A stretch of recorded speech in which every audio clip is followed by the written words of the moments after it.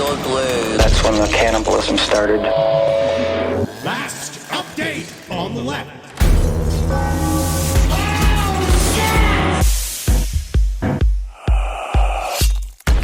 Speaking of my mother, we can start like that. Speaking of my mother, my mom always says she remembers the day that John Lennon got murdered. Yeah? Yes, but she said she didn't want to go on the train to go down there to Dakota. To Strawberry Fields. Yeah, because she said if she went to Dakota, that's where she went to go get stabbed by a hooker. So she didn't want to go to the absolutely incredible moment in history. Yeah. To be a part of the group of people singing Imagine in front of the Dakota. Yeah. Because... Give peace a chance. No. She wouldn't give peace a chance. She decided that it was too difficult. She decided she was going to be physically assaulted outside of Central Park because it used to be violent. Well, yeah, of course it used to be violent, but at that moment, I mean, I've seen the pictures of the assassination of John Lennon, like right afterwards, like there were so many people there, and it was like, people were sad. And all everything. they do is grab at me, Henry Thomas. Everywhere I go. There's no way I could go. All the way to the city? I'm not going to the city. From Queens? From Forest Hills? From Queens? I'm not going to go to the city. She might have been in the city by that point. I actually don't know. Either way, John Lennon's fucking dead. Yep. Yeah. Welcome to Last Update on the Left, ladies and gentlemen. I'm Marcus Parks here with Henry Zabrowski, going deep into the Queens lore. Wait a second. Let me practice my Yoko. It's more of a... Yeah, you're both. It's more like a. Maybe See, I've actually listened to the music. I would spend an hour listening to the Season of Glass. I listened to the Leno band. I listened to all that, but guess what, man? Either way, she didn't stop jack shit. And she should have been there because guess what? She was obviously told by the CIA that Mark David Chapman was an assassin, that it was also being protected by the doorman. Mm-hmm, who apparently shot John Lennon in the front. That's what we've been told. We're here on our Mark David Chapman update. Now, our Mark David Chapman series, this is one of those that me and Henry both feel it's an underappreciated series. I will never not die on that line in the sand because I love those episodes. I thought that the Mark David Chapman's inner life is truly, truly mysterious. So obviously most of this episode is just straight up a commercial for our old episode that you should go listen to because we are definitely going to go into what the whole show is. Wait, sort of. But it's Mark David Chapman. There are updates because we really are for a lot of our topics in the series, we are fully updating them. And in this one, we did a pretty thorough job in our original series going deep into the life of Mark David Chapman. But the one thing that we don't do a lot on Last Podcast on the Left as much anymore is give a lot of credence to the various conspiracy theories that are wrapped up. We believe kind of in the Occam's razor of most situations, especially when it comes to humans killing humans. Yeah. And at the time, I think did we even really cover the MK Ultra angle? Because we were Mark David Chapman. I don't think we did not mention it at all. Because we were more so interested in his inner life, which was so fascinating. Far more fascinating. Because you know that you can be sad in Hawaii. Lots of people are. There's a whole movie called Descendants about it. I did not know. I literally didn't know until we did that series. I was like, it's Hawaii. Yeah. They have a very intense depression rate and suicide rate. Yeah. Well, Mark David Chapman's inner world, it was one of those things that started when he was a small child, that he imagined that he was surrounded and commanded these little people, as he called them. And he would play Beatle songs for them. And he would crush them and kill them when they displeased him. And when he did things good for them, they would say, "All hail Mark, king of music." Mr. Mark, we love you. Which is fun. I honestly, I wish I had the same. A lot of my little guys argue. Yeah. And most of them, honestly, are pretty anti the content. Yeah. Just keep talking about it when we get ready for your insanity plea. Yeah, that's how you build up. It didn't work for Mark David Chapman. But so, do we have to tell people that Mark David Chapman killed John Lennon on December 8th, 1980, for those of you that don't remember. And the reason why he is fascinating and the reason why the whole world became interested in Mark David Chapman was because, number one, he let himself very easily be arrested by the police. He did not try to escape. There was the weird stuff that was found in his hotel room, like shrine. The picture of the Wizard of Oz cast. It was a picture of Dorothy and the Cowardly Lion. Yeah, which I get. I don't. it was all four of them. I thought it was just the Dorothy and the Cowardly Lion. There's a picture in that new documentary series that we're not necessarily plugging. If it was all four of them, then the book that we used got it wrong. Yeah, it's very, very possible. But this, we watched the new documentary on Apple Plus that's called John Lennon: Murder Without a Trial, which is kind of trying to wrap up. This is kind of where the update idea even came from. Mm-hmm. Yeah. And so also Mark David Chapman, he shot John Lennon from the back. 3 different shots, tight grouping, which is a big people. This is one of those weird red flags for some people about the tight grouping. And then also he stood with the book Catcher in the Rye in his hands, and he was reading chapter 7, which is then becoming like, I guess that is his important one. I believe that is the chapter where Catcher in the Rye, where he said it.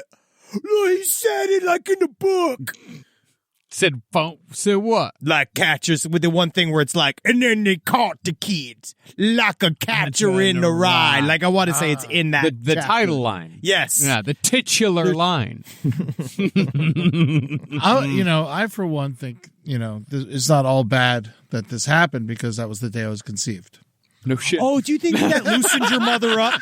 Do you think that when John Lennon was shot, it made her wet enough to have sex with your father? Did they embrace each other to try to while away? Ow! Isn't your dad Morty? Morty? What's your dad's name? Jerome. Oh, Jerry! Oh, Jerry! Make a big one! Do you think that you have the soul of John Lennon within you? See. Oh, Spanish.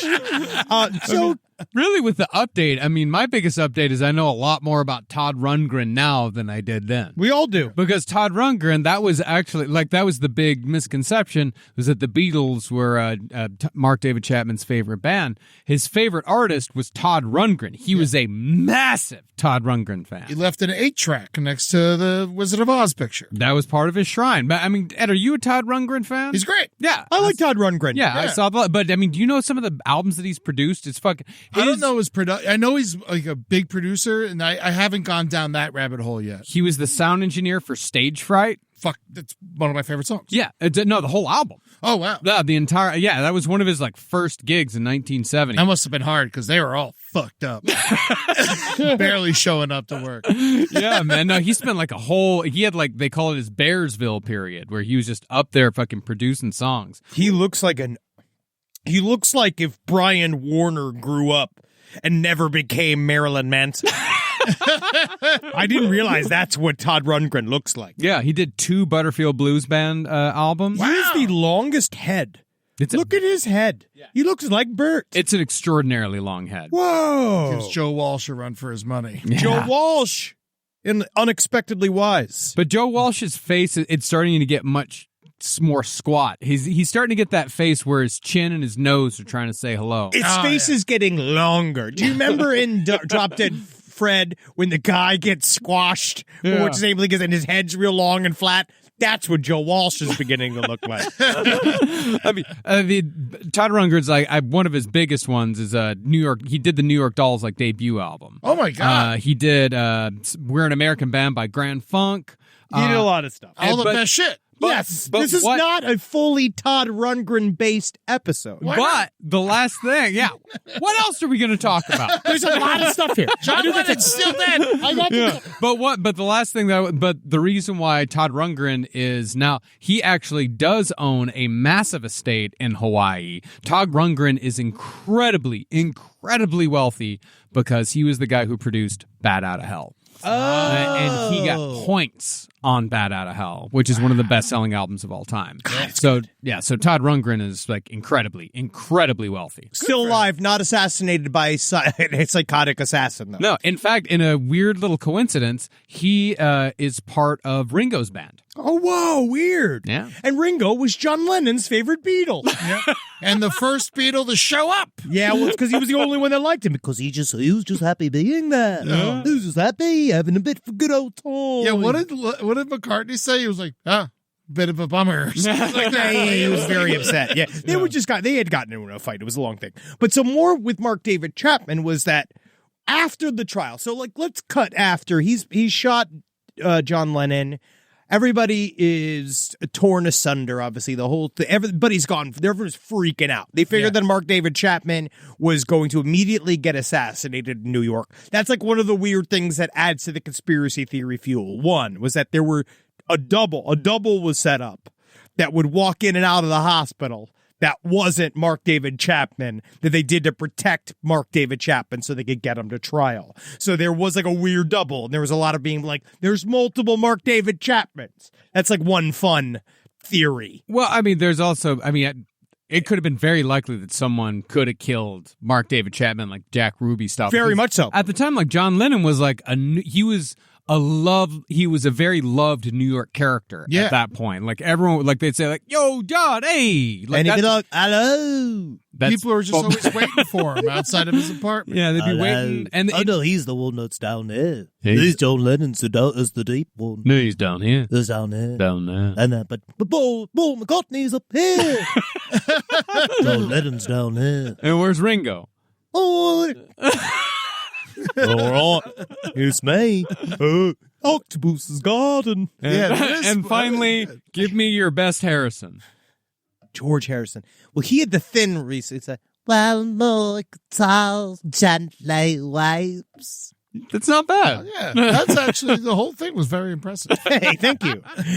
Back to the non-information. But yeah, John Lennon was very well loved because that's why he loved New York City, because he could just kind of hang out and no one would really fuck with him. And what I actually learned recently is that John Lennon was, at this time, really starting to turn shit around because he very much had the reputation, and I kind of bought into this as well, like as he was a bad dude for a long time. He was an asshole. He was a huge asshole, but at this time, he was starting to make amends for a lot of the bad behavior. He was starting to become un-asshole. Yes. During this time period. His son, Sean, helped a lot. Yeah. According to him. But also, he didn't get to the end of the process, so we did, which is sad because he didn't get to fully absolve himself and change. He had walked away from show business for like 5 years. Yeah. So he was basically in total isolation. The story was that John Lennon was trying to sort of become a person again, which it sounds like he was getting towards. He had this beautiful relationship with his new producer.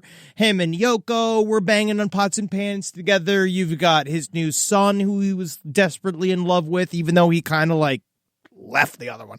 The other one's fine. The other one's starting to bring him back in. Yeah, he was trying to work it out. He was trying to say I'm sorry. And then when he got shot, so obviously he died very quickly, but this is also where it gets weird, is that so Mark David Chapman allowed himself to be immediately arrested.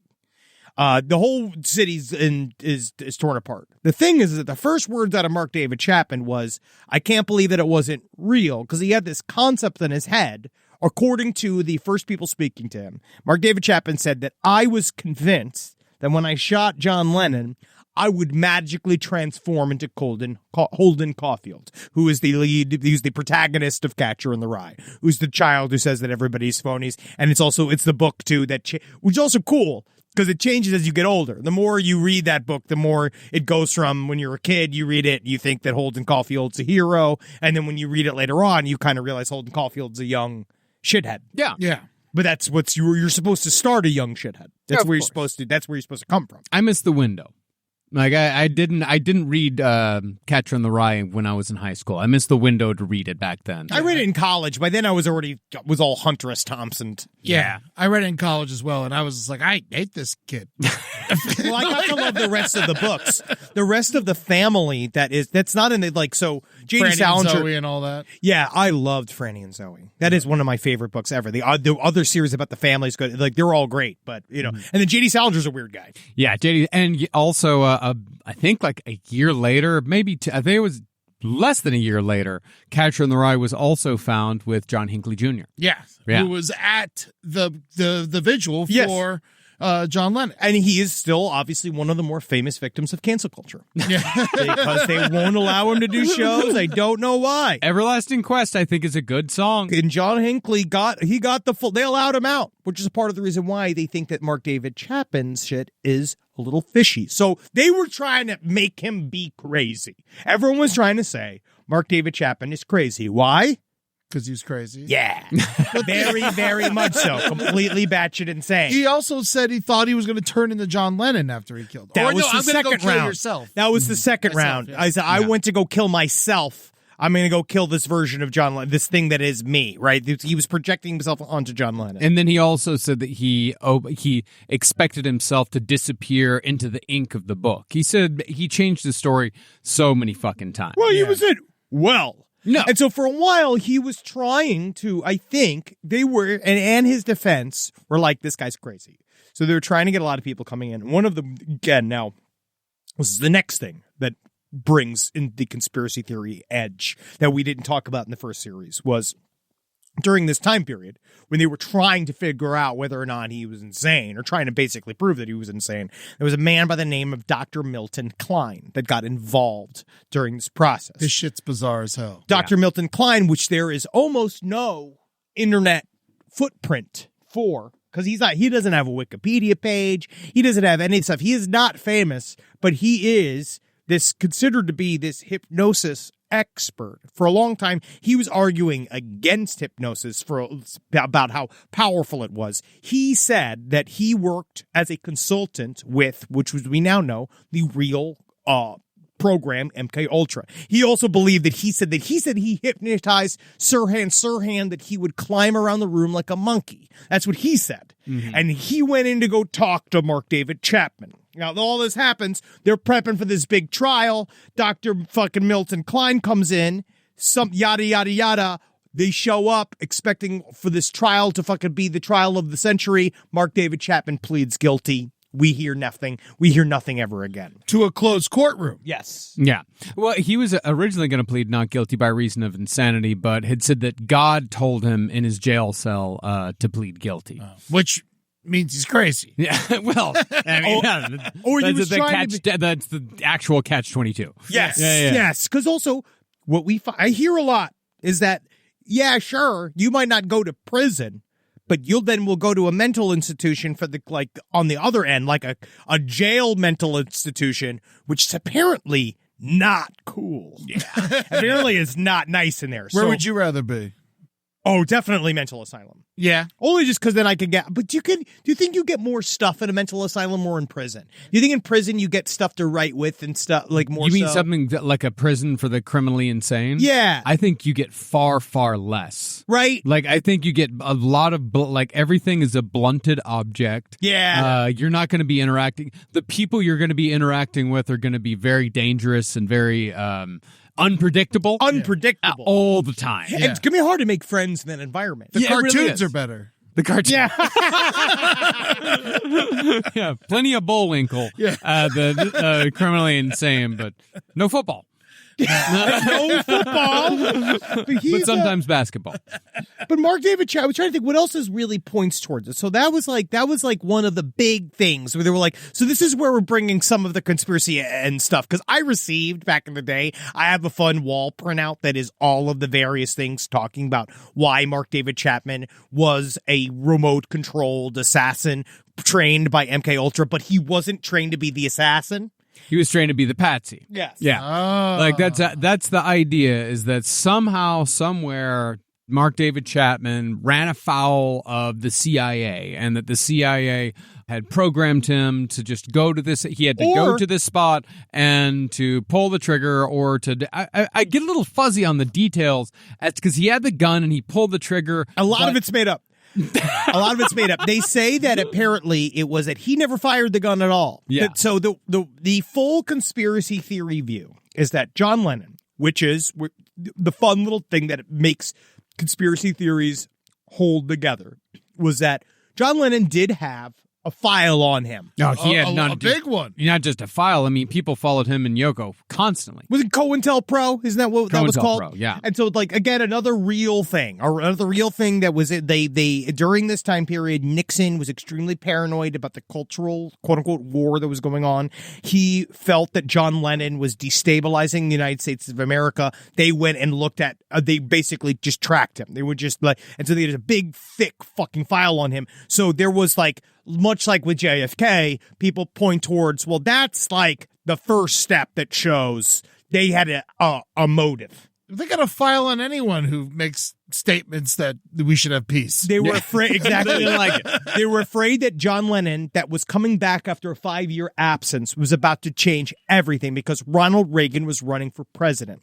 This is another thing that kind of chimes all this stuff together, too. Well, he had already won by this point. Yeah. Didn't he already? Because it's He'd won. It's 1981. But He'd won 2 years before. No, this is 80. 80, but it's Or December. he won the year before. But yes, he's the incumbent. He just won. Yeah. But Yeah. still, he's the guy that would be the most, quote unquote, detrimental to a Reagan presidency. That's like what the theory was that they were using. I can agree with that. He was going to fuck the presidency. And so what they did was they had a trained assassin that was more likely than not. And this is proof. And not just because it comes to wikispooks.com. It's that it is a man by the name of Jose Perdomo. Mm-hmm. Now, Jose Perdomo, he was one of the doormen at the Dakota who was in front of John Lennon, snared him wide. He was one of the big eyewitnesses of the murder. And this is not just people saying this on the internet because we can't know for certain, but we know for certain because it's said on the internet that he was a member of Operation 40, which was the secret CIA Cuban assassination team that was going to be used to kill Fidel Castro. And so this is a trained, not fake, this is a trained MK Ultra assassin that is now a doorman at a very fancy New York apartment complex. In the Union. So Mark David Chapman is the hypnotized patsy.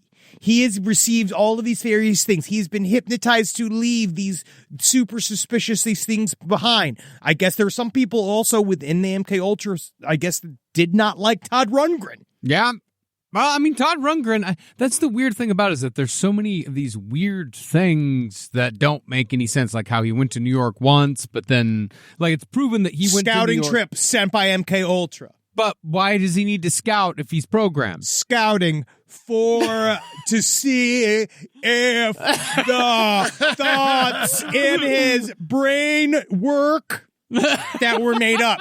So you got to go and put him in the New York one time and be like, well, let's just see if he runs into traffic. And then if he does it, like, you know, because you train him and then we're like, oh, this will be Mark David's day out. Yeah. He'll go and have fun in New York in the big city and we'll lightly see what he does. And so, yeah, he does a bunch of weird stuff in New York for a while. Yeah, he goes and sees, like, he has a fucking fantastic weekend. He goes and sees David Bowie perform The Elephant Man. That's incredible. Yeah, he goes and sees another show the next night. He goes and sees, like, George C. Scott perform. If none of this, like, makes you understand that New York's beautiful and you shouldn't kill, you should act, nothing will. Or you should just go. Just go love. It's a magical place. Yeah.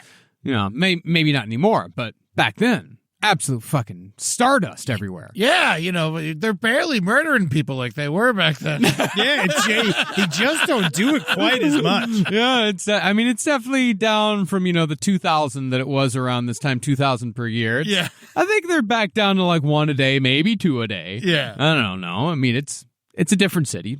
Definitely. But Yeah. back then, yeah, Mark David Chapman went a couple times. Like, and then he decided, I think it was after he went, have you ever seen Ordinary People? Yes. Yeah, he went and saw Ordinary People. That's a sad weekend. movie. Yeah, it's really I sad. get it now. Remember that whole thing? Is that whole line of like, I looked into the abyss and I saw it staring back. Was that no? That's Nietzsche. Yeah, it's Nietzsche. Yeah. What did the guy say? Too sad. What did Timothy Hutton say? Because he was so moved by Timothy Hutton's performance that he decided I shouldn't kill John Lennon. Really? Yeah. But he didn't still do it. did it. Yeah, Well, he came that back. was the first trip. Is that he went for the first trip, and he went and saw Bowie, and he said that's the fucking thing is that he's sitting there watching Bowie play the Elephant Man, and all he can think of is like, man, I could really pull out my gun and kill David Bowie right now. No one can do anything about it because he had a fucking 38 special on him. And so he goes and sees this, and then he goes to a screening of Ordinary People, and he comes out and he decides like, I love my wife. I don't want to kill John Lennon. I shouldn't kill John Lennon. I should go home to my wife. So he calls up his wife and says, hey, honey, I was going to kill John Lennon. I'm not. I decided I'm not going to do it. I'm coming home. So crazy because the mom is like the villain of that movie. No, he calls up his wife, like, I'm going to go. And then he goes, but he says that there was a voice that he called the child that told him that he had to go do it because it's not uncommon for killers to blame their crimes on some other worldly presence. Yes. Ted Bundy had the same thing. He called it the entity. The entity made him do it. It wasn't him that actually killed and raped and murdered these, it was the entity. And Mark David Chapman said the same thing. The child told me to do it, that John Lennon was a toy that he once had that was broken, and now he was angry and he needed to destroy his toy because John Lennon had become a phony because he read this book. It was all sorts of like convoluted mess, but then, long story short, he goes back. And do you know the fucking Rosemary's Baby story? No. This one's incredible. Yeah. Okay, like this is the most incredible coincidence, I think, in all of true crime. This is fucking nuts. So it's the day before the assassination. And the Dakotas where they film Rosemary's Baby. Yes, very much so. Yeah. Yeah. So Mark David Chapman is sitting like across the street from Dakota, on one of those benches bordering Central Park. And he's looking at it and he's thinking about, Roman Polanski directed Rosemary's Baby. And, Roman Polanski is married to Sharon Tate.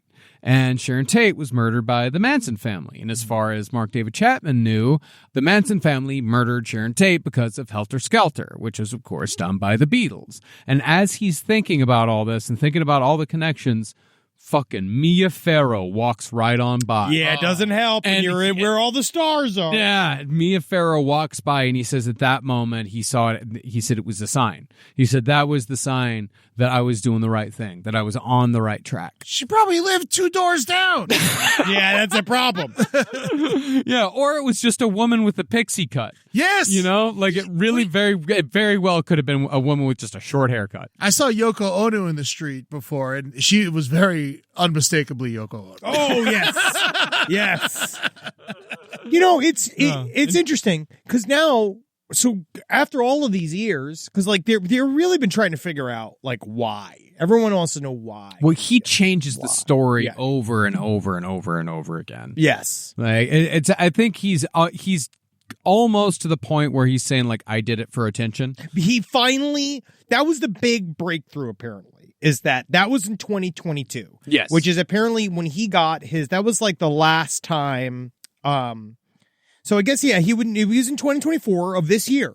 He was already, he had one last parole where they denied, but the closest he got to being let go was in 2022, where they basically said, I wanted the fame. I wanted somebody, and he wanted to be a somebody, and nothing was going to stop that. I actually also wonder if he just is trying to tell them whatever the fuck it is they want to hear at any point. Yeah, try a new tactic at some point. Well, he started with the Lord, and then it turned into, then he tried to admit that it was premeditated, and then it's like each time it's getting a little bit more detailed, and Yoko goes each time to make sure that he doesn't have an opportunity to be paroled. But it's weird because in the Patsy idea is that, yes, he goes and changes all this other stuff. I'll never quite understand the idea of a patsy, only just because the idea of like I feel like a patsy is like easy versus an assassin. A patsy is easy. What's like finding a patsy? I feel like he doesn't need to be hypnotized to be a patsy. Well, I think you can't exactly ask around. We're looking for someone to take the rap for John Lennon's murder. What do you think? You start with interns. You call it interns. But I wonder, like, I feel like you could kind of, if you wanted to actually if you were shooting from the government, you want to kill somebody, and you want to then frame it on somebody else, you could elaborately set up their home. Sure. You literally could take the gun that the guy you trained to kill the guy, he could take that gun and just he hands it to his connect, who gives it to the guy who breaks into the Patsy's apartment, who puts all the weapons there. You know, like you put the guy there where he needs to be, and then you basically blame it all on him. Yeah. I don't think it's that difficult, but the idea is that Mark David Chapman was hypnotized to be arrested. That's the idea, is that he was to take it and then go and act super crazy, essentially. And that his brain was specifically scrambled by MK Ultra training, which is what made him crazy. But now, as we're seeing, I feel like as the years go by, my feelings will always be, these guys all talk on their deathbed. Mm-hmm. Why in the living fuck would we not have the guy that trained Mark David Chapman come forward? Well, why wouldn't Mark David Chapman at this point just come out, blame the government? Here's all of this stuff to blame the government that this happened to me, blah, blah, blah. Yeah. Well, unless he's, being threatened, like, we'll kill your wife, because his wife is still with him. Like, oh, really? After he was sentenced, like, she moved from Hawaii to upstate New York. He's in Attica. Oh my God. And so she lives there. They actually get to spend 44 hours a year together. Oh. Yeah, it's not even an hour in a week. I know. Yeah, it's not a lot of time. You could just fly in for that. Live in Hawaii. It's upstate New York. It's freezing. I guess the problem is there ain't no fucking dick like that Mark David Chapman dick. Oh. And she's straight up addicted to it. She missed getting fucking full on gaped by that guy. No, you remember he doesn't like having sex because he says vaginas scare him because he says that he's scared that he will be enveloped by their warm wetness, that he's just going to fall into it. You don't think that don't make a Gloria happy? Warm wetness is like why I do it. Yeah, but why most people do it. But I think he's afraid it's going to go, and then you go, whoa! And then all of a sudden you're in Barbie. You're like in that world and you don't know how you got there. I feel like, or if you get sucked through the portal inside of a vagina, do you think it's more you go to like a Ruth Bader Ginsburg world where it's just like women voting and writing books? I don't think every vagina goes to the same place. I don't know. I think there are many portals through many vaginas to many places. Where do you think Carolina's vagina portal takes you? Oh, wow.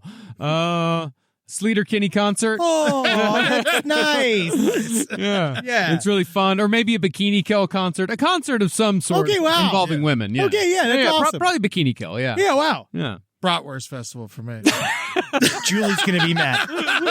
Julie's going to be extremely mad saying like, oh, my vagina portal brings you to a sausage festival? We are not getting serious. I don't have to worry about it. It is serious. This is the show I get to say all the things. This is dead serious. This is dead fucking serious. Mine is a twisted carnival. And kisses there. Well, him and his wife, Mark David Chapman, they like making homemade pizzas together. They watch Wheel of Fortune together. You mean prison-made pizza. And they're watching Prison Wheel of Fortune. What's Prison Wheel of Fortune? Oh, man, it's just always like, don't buy a vowel. Because it's always an A. Yeah. You don't want to know what you owe when you buy that vowel. You know what was the weirdest thing about Gloria is like when she was interviewed, which I still have no idea why she did this, but when she was interviewed, she's like, I'm sad that he had to die. Yeah. And it was just like, people point that towards being super mysterious too. I just think she just didn't understand how to talk properly. No, I don't think that she was used to television.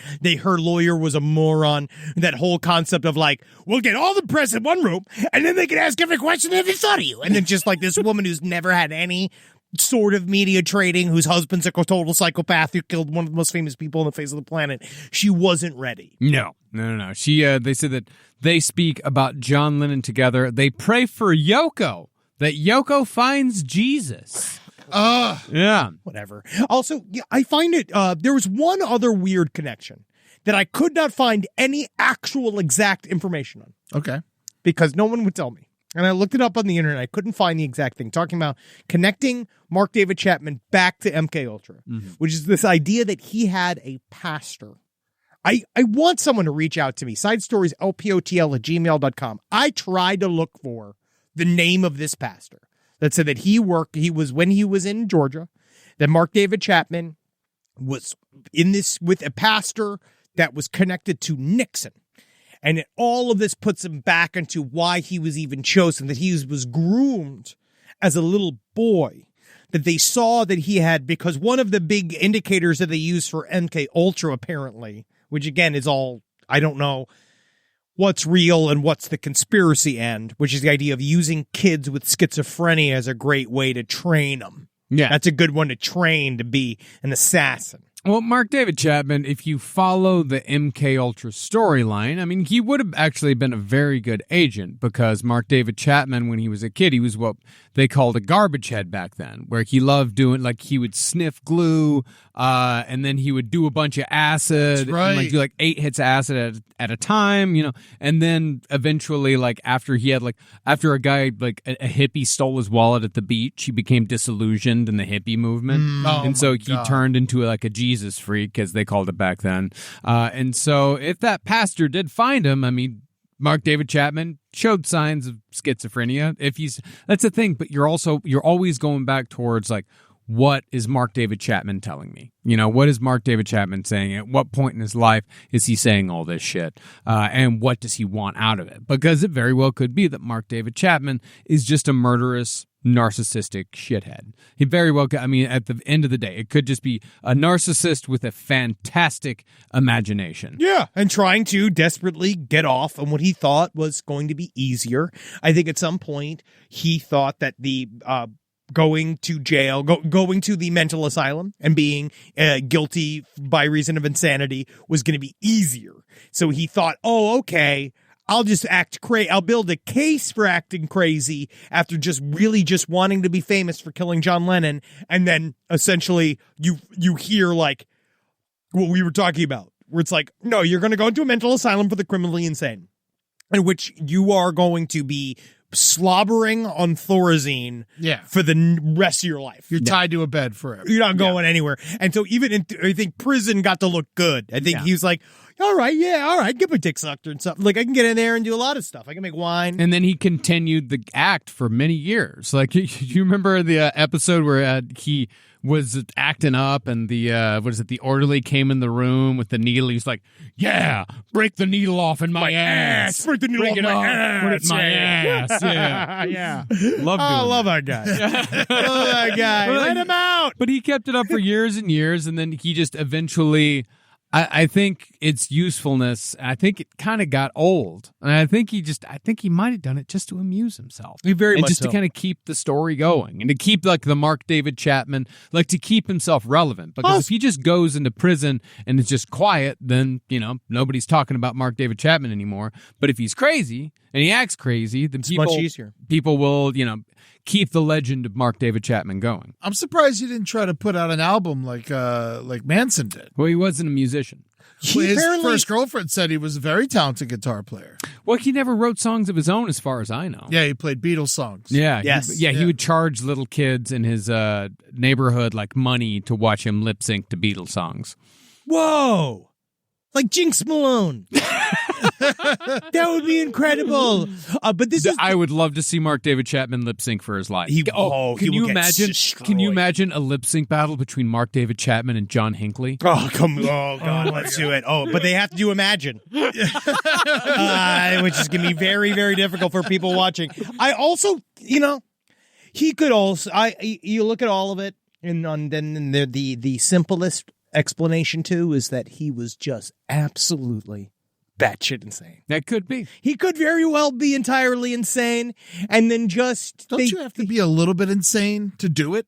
You know, I don't know. No, that's the old argument. Is Mostly you got to be kind of crazy to do it. But really, it's the whole thing is whether you know the difference between right and wrong. And he knew that killing John Lennon was wrong. Yeah, and it was definitely premeditated. Oh, yes. God, he had to go down to Georgia to get the bullets. He had the whole shrine and shit. Oh, yes. Yeah. No, it was very much. He did made 2 trips to do it. You know, he had the whole thing of, like, wouldn't it be something if I killed John Lennon? The thing about crazy is that a lot of times it becomes criminality comes around when it's also paired with being kind of stupid. Mm-hmm. Unfortunately, is that I feel like crime is more about impulse control and how you react to your own emotions, and a lot of times, unfortunately, in people that kind of have lower intellectual abilities, they have less impulse control. Most of the time, I think that the intelligence is obviously there's both, but it's more like understanding what you're doing when you're doing it. Yeah, it's the theory going around that the reason why the world has gotten like just progressively weirder and worse since 2020 is because so many people came out of COVID with permanent brain fog, and since they have permanent brain fog, people have a lot less impulse control. So it's just people are just generally like worse. I also think that they were a little bit in this. Obviously, it's completely off the topic of the episode, but I think we're a little bit in caught in a fake virtual matrix, where people also sort of believe that the internet is real, and so they are driven insane by that. Yeah, they're not. It's a. Can you imagine if he had an? I feel like we're lucky that this was back in the day when he had to go shoot sadly, he had to go shoot an icon to get famous. Yeah. Where like I feel like in this modern time period, Mark David Chapman would have just shot up a school, shot up a public space. That's that shows the difference. Back then, you had to read a full book to get crazy. Now it's just a meme, and that's another thing that makes the Zoomers fucking lazy is that they're not putting the work into their assassinations. I want to see a reading list. I want to see actions taken. Oh, you're going to kill me over Zoom? I don't think so. You're going to want to get out there and put your feet to the goddamn cement. All right? Paper resumes. Here's an interesting new wrinkle to the story. It's like new. It's not new, but it's something that I discovered since we recorded the episode. Is apparently I don't know if James Taylor's just trying to get in on the story, but in 2015 he went on Stern and said that he encountered Mark David Chapman the day before the murder. What? He said, Chapman pinned me to the wall, glistening with maniacal sweat, and tried to talk in some freak speech about what he was going to do and stuff about how John was interested and how he was going to get in touch with John Lennon. It was surreal to have contact with the guy 24 hours before he shot John. But why didn't he do anything? Because he was on a lot of methadone at this point in the early 80s. Yeah, he's trying to get off heroin. He was a big motherfucker, though. James Taylor. He seems like he's kind of jacked. I always find it strange when those guys that play like light acoustic guitar are like super deep into heroin. Yeah. Because it's always like, I seen fire, I seen rain. But I know that song's about like finding a woman with like a blood coming out of her nose and like shit her pussy and she was fucking dead and shit. But it's like this like night. It's like a song you hear at like Joanne's. Yeah. Is that what it's about? It's some, yeah. I thought it was about his like girlfriend that died in a plane crash. Yeah, it was about his girlfriend who died in a plane crash. It's not about a woman being found with feces in her pussy and she's dead. Yeah, flying machines and pieces on the ground. That's what that song's about. Fire and Rain. Oh. What are you thinking of? Oh, I was thinking of the other movie. Oh, he's like a great song called Oh, That's What It Is. I mixed it up with She Shit Her Pussy. I Found Her There. Yes. Yeah. Have you seen that's one of my favorite James Taylor songs. Yeah. She shit her pussy. I found her there. Carole King actually wrote it. Yeah. Oh, that makes sense. That makes sense because of its understanding of women. Yes, I love that song. But why didn't he do anything to stop him, dog? Well, this is one last interesting factoid about Mark David Chapman is that when he returned to New York for the second time, he got into a cab with this guy named Mark Snyder, and he told Snyder, quote, I'm a producer from the Rolling Stones. I just got back from a recording session with the Beatles. They just got back together. And then when Snyder asked, like, hey, do you remember any of the new songs? Just Mark David Chapman just got angry and said, forget it. It's all scat. It's a scat album. And I saw her standing with the man. Oh, shit, James Taylor, pull over. Oh, my God. You want heroin? You holding? Really and then fun when stuff. the cab driver dropped him off, he said, my name is Mark David Chapman. You will remember my name. Hey, that sounds like most of the people I imagine who have to drive Uber in L.A. and have to deal with Los Angeles in general. Yeah, you will remember my name. My name's Trayton Montgomery the 7th. You will remember my name. Now, I'm sure you guys have covered this on the show in the past, but I just got to know for my own personal personal knowledge. Why do we always get the middle name of the assassin? You know what? No one's ever been able to figure that one out. It's one of those. Well, yeah, I mean, you don't get. Well, they say it's always the assassins that Yeah, are. Hinckley the didn't three finish names. the job. Hinckley didn't finish the job. Yeah. But you get John Wilkes Booth. You know what? I found out a really interesting factoid about John Wilkes Booth the other day. Is that John Wilkes Booth and his brother, they were both like really famous actors. Yeah. And they raised money for a statue of Shakespeare that is still in Central Park to this day. You know what play they performed? Julius Caesar. Whoa, wild stuff. Lincoln's secretary. His name's Kennedy. Did you see this?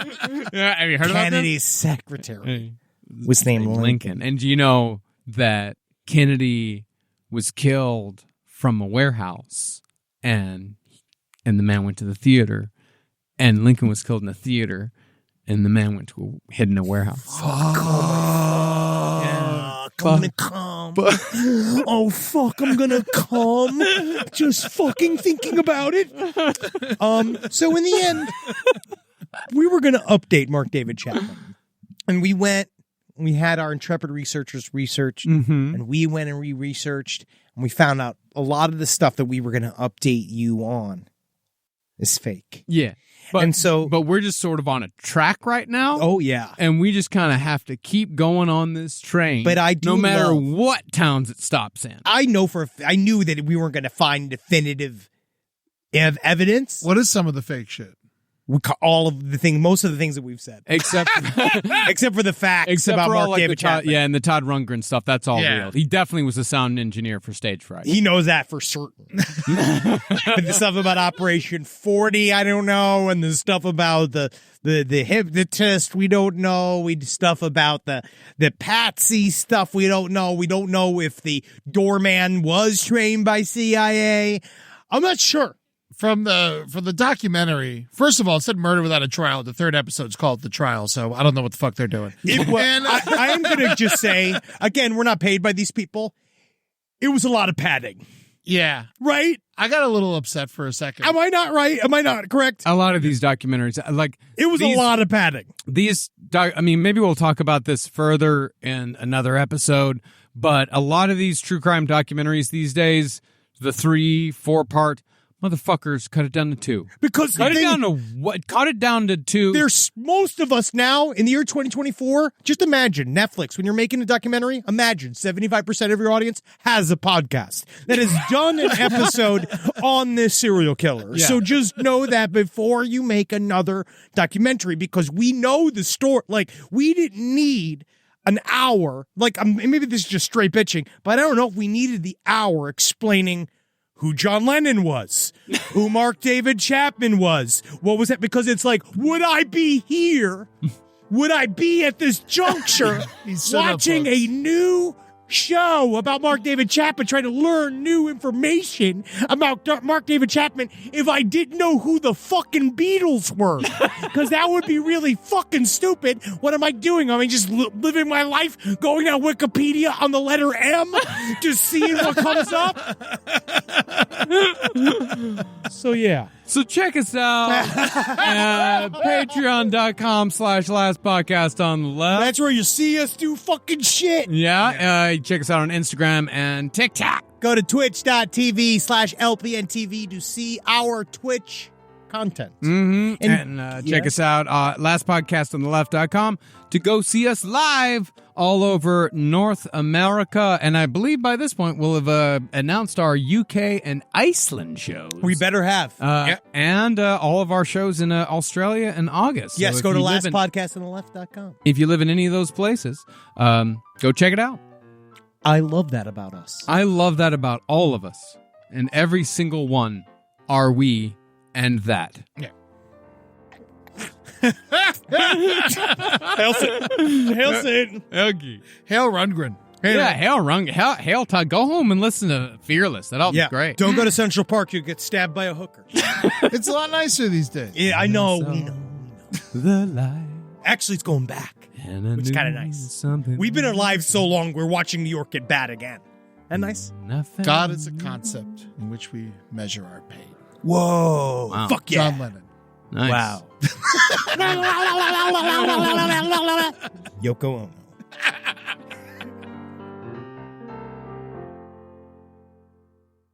Thank you for enjoying The Last Update on the Left.